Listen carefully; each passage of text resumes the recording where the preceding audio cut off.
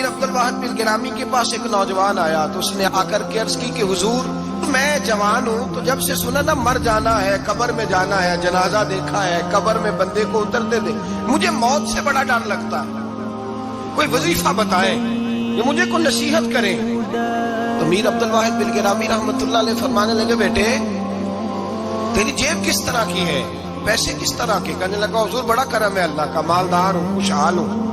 آپ نے فرمایا ایک پروگرام، یہ نہیں اس کو نفسیاتی طور پہ مطمئن نہیں کیا، نہ آپ نے اسے کوئی وظیفہ بتایا، نہ ذہنی طور پر اسے کوئی لیکچر دیا، کہ فرمایا تیری مالی پوزیشن کس طرح کی ہے؟ کہنے لگا حضور میں الحمدللہ مالدار ہوں، اللہ نے مجھے نوازا ہوا ہے۔ آپ فرمانے لگے اس طرح کر، روزانہ کی بنیاد پہ صدقہ دینا شروع کر، اور فرض نماز کے ساتھ ساتھ روزانہ کی بنیاد پر چند نفل پڑھنے شروع کر۔ صدقہ روز دے، 10 روپے دے لیکن دینے روزانہ ہے، 15 روپے دے لیکن دینے روزانہ ہے، روزانہ کی بنیاد پر صدقہ کر۔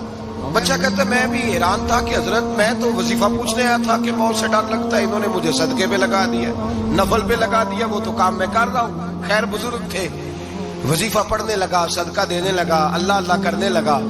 فرماتے ہیں کچھ دن بیت گئے تو امیر عبد الواحد بن گرامی رحمت اللہ علیہ 6-7 ماہ کے بعد دوبارہ ملاقات ہوئی تو فرمانے لگے بیٹے اب تیرا کیا حال ہے؟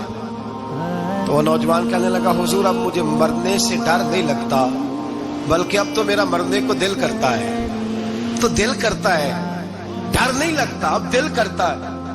اور حضور آپ نے میرے ساتھ کیا کیا ہے کہ میرا تو دل کرنے لگا ہے مرنے کو، خوف نکل گیا ہے، دل کرنے لگا ہے میں جاؤں۔ تو بڑا خوبصورت ارشاد فرمایا، کیا بات ہے، اللہ والوں کی باتیں اللہ کے لشکروں میں سے لشکر ہوتی۔ میر سید عبد الواحد بن گرامی رحمت اللہ علیہ فرمانے لگے بھائی جس جگہ آدمی کی پراپرٹی ہوتی ہے، جس جگہ اس کا مکان ہوتا ہے، جس جگہ اس کی جائیداد ہوتی ہے، وہاں اس کا جانے کو دل کرتا ہے۔ فرمایا اب تو نے صدقہ دے کے نفل پڑھ کے جنت میں اپنا مکان بک کرا لیا ہے، اب وہاں تیرا پلاٹ ہو گیا ہے، اب تیرا ڈر نہیں لگے گا، اب تیرا جنت میں جانے کو دل کرے گا، اب تیرا وہاں جانے کو جی چاہے گا جہاں آدمی کی زمین نہیں ہوتی، جگہ نہیں ہوتی، سر چھپانے کو مکان نہیں ہوتا۔ بھائی نبی کریم صلی اللہ علیہ وسلم کی بارگاہ میں حضرت عمر آئے، بخاری مسلم میں موجود، کہتے ہیں حضور اٹھے چارپائی سے تو نبی پاک کے کمر مبارک پر موٹے موٹے بان کے نشان تھے۔ عرض کی یا رسول اللہ صلی اللہ علیہ وسلم کیسر و کسرا تو اتنی موج میں ہے، یا رسول اللہ وہ تو اتنی موج کر رہے ہیں اور آپ اس تکلیف میں۔ تو محبوب نے فرمایا عمر کیا تم یہ پسند نہیں کرتے کہ وہ دنیا میں موج کر لے اور اللہ آخرت کی ساری عزتیں ہمیں ہی عطا فرما دے؟ فرمایا میں تمہاری دنیا سے کچھ لینے نہیں آیا، میں تو بطور مسافر یہاں وقت گزار کے پیغام الہی دینے آیا۔ تو میرے بھائی جب توحید باری تعالیٰ پر توجہ ہوتی ہے پھر دنیا کی لذتوں پہ دل نہیں لگتا، پھر انسان ساری محنت آخرت کے لیے کرتا، پھر اس کا خیال آخرت کی طرف رہتا ہے۔ اور میرے اعلیٰ حضرت فاضل و محدث بریلوی رحمت اللہ تعالیٰ علیہ فرماتے ہیں جب تیری توجہ توحید باری تعالیٰ کی طرف ہوتی ہے نا پھر تو اپنے آپ کو سنبھال کے نہیں رکھتا، پھر تو تیرا دل کرتا ہے میں جیوں بھی تو اللہ کے لیے، مروں بھی تو، بول کے بتائیے، جیوں بھی تو اور مروں بھی تو میری زندگی کا مقصد تیرے دین کی سرفرازی، میں اسی لیے مسلمان، میں اسی لیے نمازی۔ پھر دل کرتا ہے کہ جینا مرنا اللہ کے لیے ہو۔ پھر صحابہ حضور کی بارگاہ میں آ کے سفارشیں کرتے۔ حضرت ابو سعد خزیمہ، بڑی عجیب حدیث اور بڑا نرالا رنگ اس روایت کا، حضرت ابو سعد خزیمہ رضی اللہ تعالیٰ عنہ، ان کے بیٹے، ان کا نام سعد تھا، بیٹے بدر میں شہید ہو گئے۔ حضور نے احد کے لیے اعلان کیا تو حضرت خزیمہ آئے نبی پاک کی بارگاہ میں اور آ کے کھڑے ہوئے تو عرض کرنے لگے محبوبہ میں دعا کرانے آیا ہوں۔ صحابہ کہتے ہیں لبو لہجے میں اتنا حسن تھا، گفتگو میں اتنی مٹھاس تھی، اس کی بولی کے اندر اتنا پیار تھا کہ ہمارے دل مائل ہو گئے کہ یہ کیا کہنے آئے۔ حضرت خزیمہ عرض کرنے لگے یا رسول اللہ صلی اللہ علیہ وسلم میرا صاحبزادہ، میرے بیٹے محمد سعد وہ بدر میں شہید ہو گئے تھے، یا رسول اللہ میں شہادت سے رہ گیا تھا۔ حضور ہم دونوں باپ بیٹے کا ارادہ تھا جہاد میں آنے کا، ہم دونوں کا پروگرام تھا، وہ کہتا تھا میں جاؤں گا، میں کہتا تھا میں جاؤں گا۔ پھر ہم نے قرآن اندازی کی تو قرہ میرے بیٹے کے نام نکلا، بیٹا میرا آیا بدر میں، پھر اللہ تبارک و تعالیٰ نے اسے شہادت عطا فرمائی، وہ شہید ہو گیا۔ یا رسول اللہ صلی اللہ علیہ وسلم، آپ نے کل اعلان فرمایا ہے کہ احد کے لیے جانا ہے، اور رات ہی کو میرا بیٹا مجھے خواب میں ملا ہے، اور میں نے دیکھا ہے وہ تو جنت کی نہروں کے قریب سیریں کر رہا ہے، اور مجھے کہہ رہے ابا جی جلدی آ جائیں، یہاں مل کے رہیں گے، مل کے وقت گزاریں گے۔ یا رسول اللہ صلی اللہ علیہ وسلم، میں بے چین ہو گیا ہوں اس کے پاس جانے کے لیے، دعا فرمائے اللہ مجھے بھی شہادت عطا فرما دے، اللہ مجھے بھی شہادت دے دے۔ صحابہ کہتے ہیں اس کی عجیب، اس کا دعا کرانے کا، ہم نے تو دیکھا تھا لوگ دعا کرانے آتے ہیں کوئی مصیبت کے لیے، کوئی پریشانی کے لیے، کوئی آزمائش کے لیے، کوئی بیماری کے لیے۔ یہ مصطفیٰ کریم کے صحابہ کا بارگاہ خداوندی پر اعتماد، توحید باری تعالیٰ پر نظر، کہ وہ کہتے ہیں ہم تو اللہ کے لیے جان دینے کی دعا کرانے آئے، دعا کریں اللہ ہمیں اپنے رستے میں شہادت کی موت دے۔ صحابہ کہتے ہیں نبی پاک نے دعا فرمائی، پھر ہم نے حضور کی دعا کو قبول ہوتے بھی دیکھا، ہم نے اپنی آنکھوں سے مصطفیٰ کی دعا کو قبول ہوتے دیکھا، ہم نے جناب خزیمہ کو احد کے میدان میں شہید ہوتے دیکھا، اور میرے رسول پاک صلی اللہ علیہ وسلم کے صحابہ ان کی طرف دیکھتے تو رشک کرتے، فخر کرتے، کہتے دیکھو یہ وہ غلام ہے جو حضور سے دعا لے کر کے دنیا سے گیا۔ آج جو لوگوں کا مرنے کو دل نہیں کرتا، آج بڑی بڑی بلڈنگیں بناتے، بڑی بڑی عمارتیں کھڑی کرتے، بڑی بڑی جائیدادیں بناتے، ہر بینک میں اکاؤنٹ کھلواتے، سرمایہ پیسہ دنیا داری بناتے، تعلقات بناتے، سیاسی سماجی رشتے، دنیا داری کے جھوٹ کے ناطے۔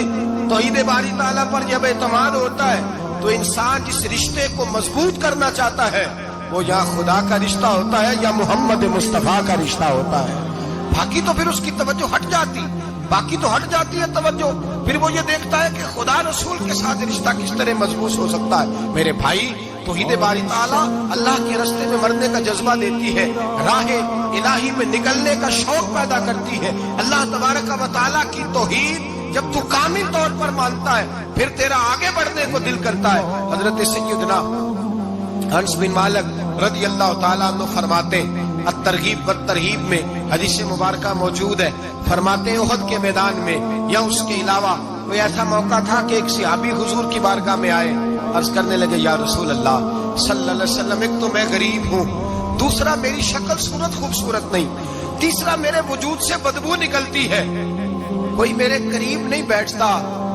اگر میں اللہ کے رستے میں جہاد کروں، اپنی راہ خدا میں جان دے دوں، تو بتائیے میرا رب مجھے کیا عطا کرے گا؟ تو نبی پاک نے فرمایا اگر تو شہید ہو گیا تو سارے دروازے کھل جائیں گے جنت کے، سیدھا جنت میں جائے گا۔ یقین کامل دیکھیے، احد کے میدان میں تلوار پکڑی، جہاد کیا، شہید ہو گئے۔ صحابہ کہتے ہیں نبی پاک اس کے سرانے آ کے کھڑے ہوئے، اور کیا خوبصورت جملے ارشاد فرمائے، فرمایا اللہ تبارک و تعالیٰ نے اس کی بدصورتی کو خوبصورتی میں بدل دیا ہے، اللہ نے اس کے وجود سے آنے والی بدبو کو خوشبو سے بدل دیا۔ اور نبی پاک علیہ السلام فرمانے لگے جنت کی حور دروازہ کھول کے اسے کہہ رہی ہے آ جا جلدی جلدی، اللہ نے تیرا نکاح میرے ساتھ فرما دیا ہے، جلدی آ جا، میں تیرے استقبال کو کھڑی۔ میرے عزیز، کچھ لوگ ایسے ہیں جن سے عذاب قبر ہوگا ہی نہیں۔ میرے رسول کریم صلی اللہ تعالی علیہ وسلم نے ارشاد فرمایا کہ جو اللہ کے رستے میں شہید ہو گیا، یہ سنن نسائی میں موجود ہے، اسے عذاب قبر نہیں ہوگا، بلکہ ایک حدیث میں تو فرمایا حساب کتاب ہی نہیں ہوگا، اللہ بغیر سوال جواب کے جنت عطا فرما دے۔ کچھ لوگوں کو لوگوں کی بخشش پہ بھی مسئلہ ہی بنتا ہے کہ کوئی بخشا نہ جائے۔ اور ایک صاحب کہہ رہے تھے جی یہ کیا معاملہ ہے کہ جمعے کو بندہ مر گیا یا فلانا ہو گیا تو اس سے حساب کتاب نہیں ہوگا، اتنے بڑے جرم لوگوں نے کی، اتنے پاپ، اور جمعے کو مر گیا تو بخشا جائے گا۔ تو میں نے کہا جرموں کا بھی اسے حساب اللہ لے لے گا، لیکن میاں حساب کتاب کی ڈیوٹی نہ اللہ کی ہے تو بہتر یہ ہے کہ اسی کے ہاتھ میں رہے، تو نہ اپنے ہاتھ میں لینے کی کوشش کر۔ سنن ترمذی کی حدیث، ہمیں پتہ نہیں کیا مصیبت ہے، ہمیں پتہ نہیں کیا مسئلہ ہے۔ ایک جنازے سے میں نکلا، آپ یقین کریں کبھی کبھی کلیجہ پھٹ جاتا ہے، میں ایک جنازے سے نکلا، تو میرے ساتھ ایک بندہ جنازہ پڑھ کے نکلا تو کہنے لگا جی پیر صاحب دیکھیں آج کتنی دنیا آئی ہے، حالانکہ یہ بندہ اس طرح کا تھا، اس طرح کا تھا، اس طرح کا تھا۔ میں نے اسے کہا یار تجھے تو فکر ہی لگ گئی ہے کہ جنت میں چلا ہی نہ جائے، تو اس طرح کرنا، جنت کے دروازے کے سامنے کھڑے ہو جانا ڈنڈا لے کے کہ میں نے نہیں جانے دینا۔ شرم آنی چاہیے ہمیں۔ اللہ فرماتے ہیں جنت اتنی چوڑی ہے جتنے زمین و آسمان، اس کی چوڑائی زمین اور آسمان کے برابر ہے، تو ہم تو اپنے علاوہ کسی کو جانے نہیں دینا چاہتے جنت میں۔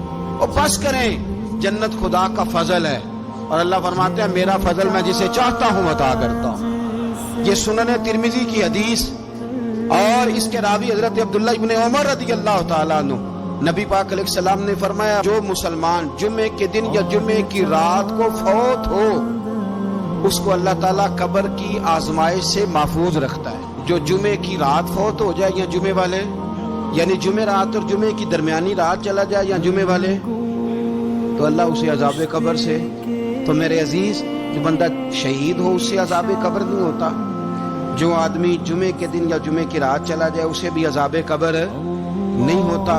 اور میرے رسول کریم صلی اللہ تعالی علیہ وسلم نے فرمایا جو بندہ ایک دن اور ایک رات، یہ حدیث صحیح مسلم میں، سنن ترمذی میں، مصنف عبد الرزاق میں موجود ہے، ایک دن اور ایک رات اللہ کی رضا کے لیے اسلامی سرحد پہ پہرا دے۔ میں اور آپ سوئے ہوئے ہیں، لیکن وہ لوگ جو فوجی بارڈروں پہ کھڑے ہیں، دیکھو مدینے والے محبوب کس کس پہ کرم فرماتے ہیں۔ ساری عمر نہیں، 24-25 سال کی سروس نہیں، فرمایا ایک دن اور ایک رات اللہ کی رضا کے لیے جو اسلامی سرحد پر پہرا دے، مسلمانوں کو کافروں سے بچائے، رب اسے عذاب قبر نہیں دے گا، اسے اللہ تعالیٰ اپنے فضل سے معاف فرما دے گا۔ ایک رات اور ایک، آپ کیا سمجھتے ہیں کہ ان فوجیوں کی کوئی چھوٹی شان ہے؟ ان کا کوئی چھوٹا مرتبہ ہے؟ ایک دن اور ایک رات اگر یہ پہرا دیں تو اللہ انہیں اتنا انعام عطا کرتا ہے۔ اسی طرح سن لو، یہ ذرا غور سے سننا، ابن ماجہ کی حدیث، اور اس کے علاوہ مسند ابو یعلا میں موجود حدیث کے راوی حضرت ابو ہریرہ رضی اللہ تعالی عنہ، حضور صلی اللہ تعالی علیہ وسلم نے فرمایا جو شخص بیماری سے فوت ہوا، قربان جاؤں میرے محبوب نے بیماری کا نام ہی نہیں لیا، فرمایا کوئی بھی بیماری ہو، فرمایا جو آدمی بیماری سے فوت ہوا اللہ اسے شہادت کی موت عطا فرمائے گا، اور وہ عذاب قبر سے اور قبر کے امتحان سے بھی محفوظ رہے گا، اور حضور فرماتے ہیں اس کو صبح اور شام جنت کے باغوں میں سے رزق دیا جائے گا۔ جو کسی بھی بیماری سے مرا، یہ لوگ بیماری سے مر رہے ہیں تو لوگوں نے اچھوت سمجھ رہے ہیں، اچھوت، یہ اچھوت نہیں ہے، اس لیے کہ لوارث نہیں، یہ خدا رسول کے ماننے والے ہیں، تم انہیں اچھوت کہہ رہے ہو، اور مدینے والے رسول انہیں شہید فرما رہے ہیں۔ حضور نے فرمایا جو بیماری سے مرے شہید ہے، وہ قبر کے عذاب سے محفوظ رہے گا اور جنت کے باغوں میں سے اللہ رزق دے گا۔ لوگ کہتے ہیں دیکھو جی بڑا تانگ ہو کے دنیا سے گیا ہے، تو اس بندے کو بھی عذاب قبر نہیں ہوتا۔ اسی طرح جو بندہ سورہ ملک پڑھتا ہے، سنن ترمذی میں حضرت ابن عباس سے روایت ہے کہ حضور صلی اللہ علیہ وسلم کے ایک صحابی نے ایک جگہ خیمہ لگایا تو وہاں سورہ ملک پڑھنے کی آواز آتی، کوئی بندہ پڑھنے والا نظر نہیں آتا تھا۔ جب حضور کی بارگاہ میں عرض کیا تو فرمایا وہاں قبر تھی، اور قبر کے اندر بیٹھ کے میرا صحابی سورہ ملک کی تلاوت کر رہا تھا۔ اگر ہمیں خسرہ نمبر یاد ہو جاتا ہے نا اپنی جگہ کا، اور ہمیں پتہ ہوتا ہے کہ میرے والا حصہ کتنے کروڑ کا ہے، اگر ساری کہانیاں ہمیں یاد ہوتی ہیں تو سورہ ملک بھی ہمیں یاد ہو سکتی ہے۔ موبائل پہ اس کو ریکارڈ کر لیں، پھر اس کو سنیں کبھی بھی سورہ ملک میں۔ اور ہمارے سلسلہ عالیہ میں تو سورہ ملک وظیفہ ہے، ہمارے الوظیفۃ الکریمہ میں اعلیٰ حضرت نے لکھا ہے کہ رات کو سورہ ملک اور سورہ یاسین کے بغیر سونا نہیں۔ سورہ ملک اتنی شاندار صورت ہے کہ نبی پاک صلی اللہ علیہ وسلم نے فرمایا یہ قیامت کے دن اللہ کی بارگاہ میں ناز سے جھگڑا کرے گی اور کہے گی اے اللہ یا تو میرے پڑھنے والے کو جنت عطا فرما یا مجھے قرآن پاک سے علیحدہ کر دے، تو رب کریم پھر اپنے فضل سے پڑھنے والے کو جنت عطا کرے گی۔ میری اپیل ہے ہر اس شخص سے جو کسی بھی مشکل کا شکار ہے، کسی بھی آزمائش کا شکار ہے، کسی بھی ذہنی پریشانی کا شکار ہے، وہ کسی بھی قسم کے دباؤ کا شکار ہے، کسی الجھن کا شکار ہے، کسی تکلیف میں ہے، کسی درد میں ہے، فقر میں ہے، آزمائش میں ہے، قرض میں ہے، بیماری میں ہے، پریشانی میں ہے، وہ اپنے رب کی بارگاہ میں استغفار پڑھے، استغفر اللہ ربی من کل ذنب واتوب الیہ، کثرت کریں، نہیں تو استغفر اللہ استغفر اللہ استغفر اللہ کثرت سے پڑھیں۔ کسی بھی صورت میں اپنے مالک کے حضور استغفار کرتا رہے، کرم ہوتا رہے گا، رحمت ہوتی رہے گی، بخشش ملتی رہے گی، اللہ درگزر فرمائے گی۔ حضرت امام حسن سے آ کے وظیفہ پوچھا، اس شخص نے کہا حضور اولاد کوئی نہیں تو وظیفہ بتائے، تو آپ نے فرمایا استغفار پڑھا کر۔ کیا کر؟ اس نے کہا ٹھیک ہے۔ تو حضور پھر میں دوبارہ کعبہ ہوں، تو امام حسن کہنے لگے بے اولاد ہے نا تو، استغفار کا وظیفہ بتایا نا؟ کہا۔ فرمانے لگے اب اس وقت آنا جب اللہ تجھے 10 بیٹے عطا کرے گا۔ کتنے؟ 2 4 نہیں، 10 ہی کہہ دیے۔ تو حضرت امیر معاویہ رضی اللہ عنہ دیکھا، کہنے لگے حسن اتنا بڑا دعویٰ؟ آپ فرمانے لگے میں نے کہہ دیا نا تو اللہ فضل کرے گا۔ ہاں ہاں اللہ خیر کرے گا، خیر ہو جائے گی۔ وہ شخص کئی سالوں کے بعد آیا، کئی سالوں کے بعد، تو حضرت امیر معاویہ کو بھی ساتھ لایا، کہنے لگا حضور اللہ کے فضل سے اللہ نے 10 بیٹے عطا فرمائے، پورے 10 ہی اللہ نے دیے۔ تو حضرت امیر معاویہ کہنے لگے جناب بات تو آپ کی سچی ہو گئی، پر مجھے بھی بتائیے وظیفہ کہاں سے لیا؟ فرمانے لگے قرآن پاک سے، سورہ نوح کی 10 11 12 آیت پڑھو۔ اللہ فرماتے ہیں تم استغفار پڑھو، میں تمہاری بیٹوں سے بھی مدد کروں گا، مالوں سے بھی مدد کروں گا۔ تو میں نے استغفار بتائی تھی اور قرآن میرے اللہ کا ہے، رب کا وعدہ جھوٹا ہو سکتا؟ فرمایا 10 بیٹے ملنے تھے، میں نے کہہ جو دیا تھا۔ وہ میرے بھائیوں یاد رکھے، استغفار اللہ کی رحمت نازل کر۔ ایک ہوتا ہے خوف، ایک ہوتی ہے خشیت۔ خوف والے لوگ توبہ کرتے ہیں، خشیت والے استغفار کرتے ہیں۔ ایک ہوتا ہے خوف، ایک ہوتی ہے خشیت والے استغفار کرتے ہیں۔ نبی کریم علیہ السلام نے فرمایا میں دن میں 100 مرتبہ استغفار کرتا ہوں، دن میں۔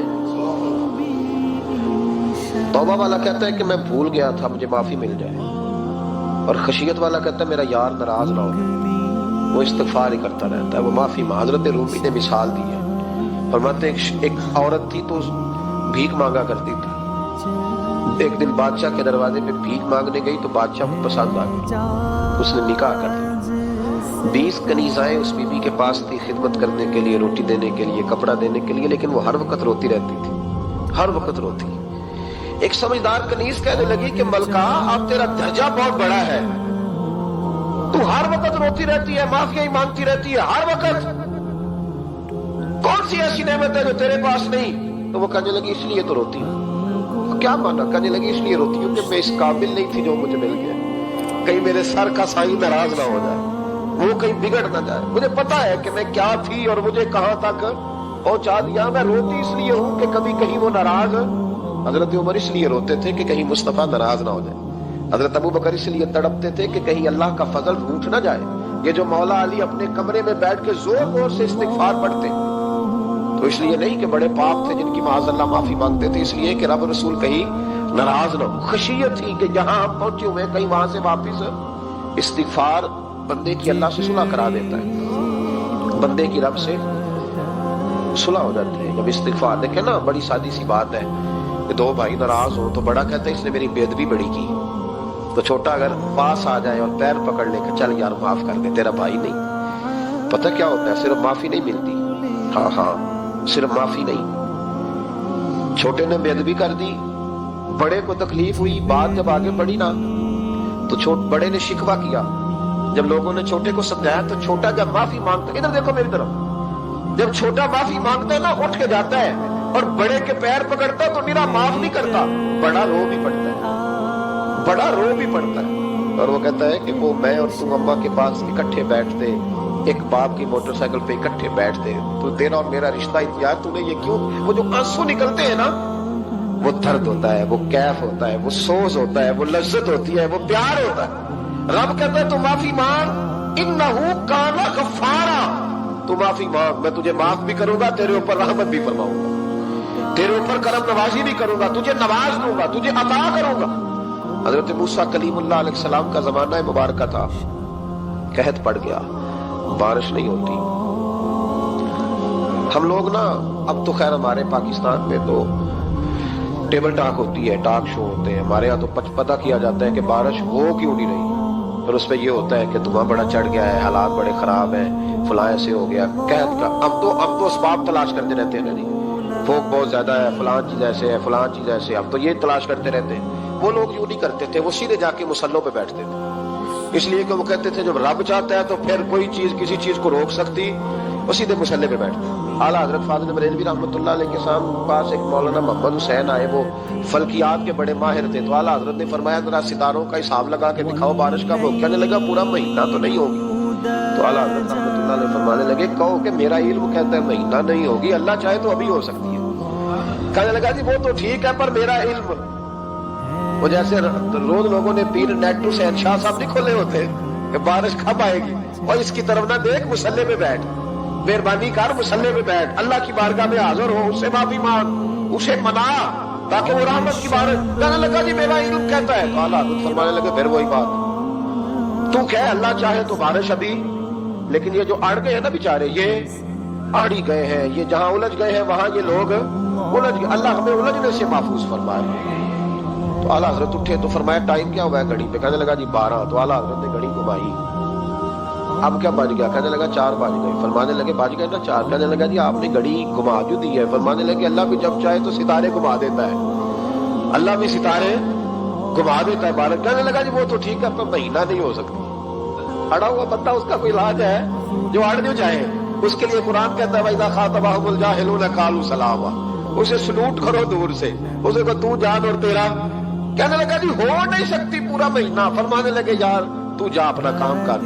وہ شخص کہتا ہے میں نے دروازہ کھولا اعلیٰ حضرت کا، کمرے سے باہر نکلا تو تیز بارش ہو رہی، واپس آیا تو میں نے کہا احمد رضا یہ عقیدہ کہاں سے لیا ہے؟ فرمایا دروازہ مصطفیٰ سے لیا ہے صلی اللہ علیہ وسلم۔ تو یاد رکھیں کہ اللہ کو منانا چاہیے، استغفار کرنا چاہیے۔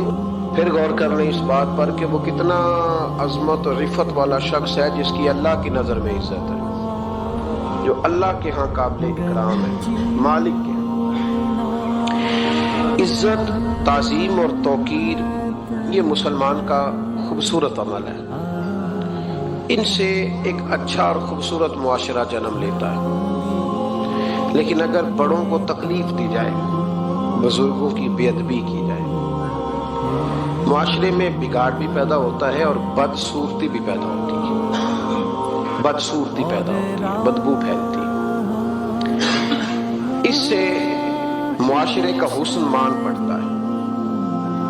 بڑوں کو تکلیف نہ دے، آزمائش میں مبتلا نہ کرے۔ جس کو اللہ تبارک و تعالی نے ہم سے بڑا کیا ہے، علم میں کیا ہو، عمل میں کیا ہو، تقوی میں کیا ہو، یا ویسے ہی دین کے اندر اس کی داڑھی سفید ہو گئی، اس شخص کا اکرام کرے، اس کو عزت دے، اس کے ساتھ ادب والا معاملہ کرے۔ یہ چیز سنوارتی ہے مسلمانوں کو۔ آج کل بے ادبی عام ہو گئی ہے۔ معاشرے میں زیادہ پاورفل وہ لوگ ہیں جن کی زبانیں زیادہ لمبی ہیں، جو عزتیں زیادہ اتارتے ہیں، لوگ ان سے زیادہ ڈرتے ہیں۔ اپنے آپ کو ان لوگوں نے بڑا پاورفل سمجھنا شروع کر لیا۔ بلکہ بدتمیزوں کی ایک اچھی ٹیم تیار کر لی جائے تو انسان بہت بڑا اونچا عہدہ بھی حاصل کر سکتا ہے، معاذ اللہ تعالیٰ۔ یہ رواج اچھا نہیں، یہ انداز درست نہیں ہے، یہ طریقہ کار، یہ خوبصورت لوگوں کا طریقہ نہیں، یہ حسین معاشروں کا یہ انداز نہیں ہے۔ یعنی قومی سطح کے لوگ جو دنیا کے اندر کسی ملک کی نمائندگی کریں، وہی اگر ایک پریس کانفرنس اور گھنٹے کے بعد دوسری پریس کانفرنس، فلانے نے کیا بات تو دوسرے نے دیا جواب، تو یہ انداز مہذب قوموں کا نہیں ہوتا، اس سے امیج خراب ہوتا ہے۔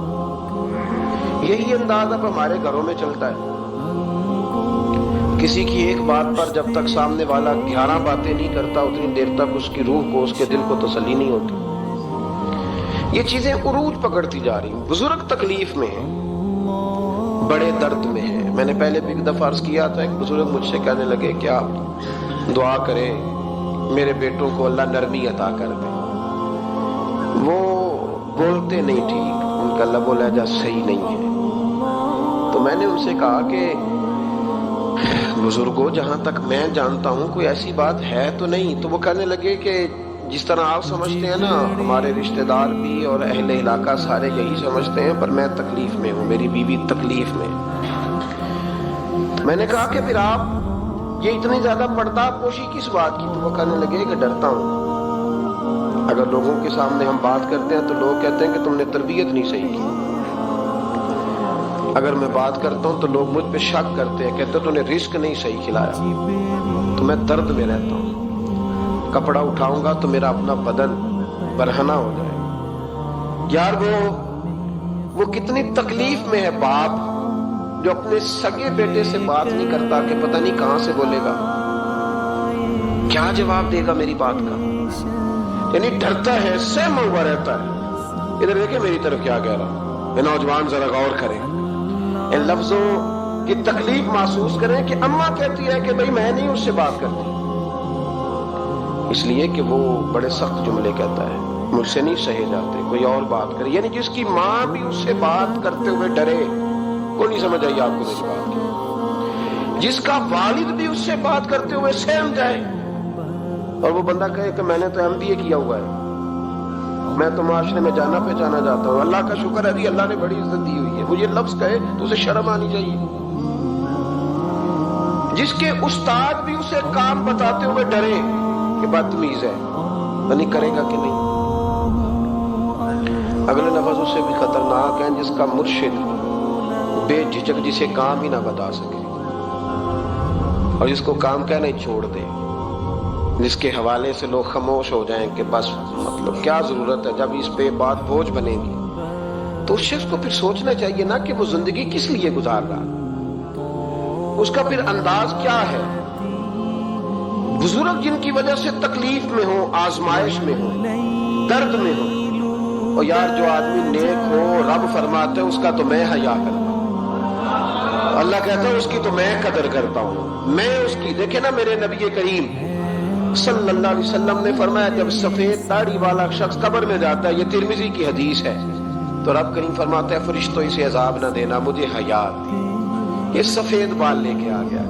تو جس کی اللہ حیا کرے اس کی میں نہ کروں، اس کی نوجوان نہ کرے، اس کا سیاح، جس کی اللہ حیا کرے اس کی ہم حیا ہی نہ کریں. ہمارا لب و لہجہ خطرناک اور خوفناک حد تک چلا جائے، ہمیں ڈھب اور سلیقہ ہی نہ ہو. ہم کہیں او گرم خون ہے جی ذرا احتیاط سے بات کرنا، کیا مانا ہوا اس بات کا؟ گرم خون اور ہوتا ہے اور بے ادبی والا خون اور ہوتا ہے، ان دونوں میں فرق ہوتا ہے، اس کو سمجھنا چاہیے. باپ کے سامنے بھی اب یہ اس کا ابا بھی سوچ کے بات کرے، اس کے ساتھ اماں بھی سوچ کے بات کرے، اس کا استاد بھی سوچ کے بات کرے گا. اسلام ادب والا دین ہے، احترام والا دین ہے، یہ آداب سکھاتا ہے.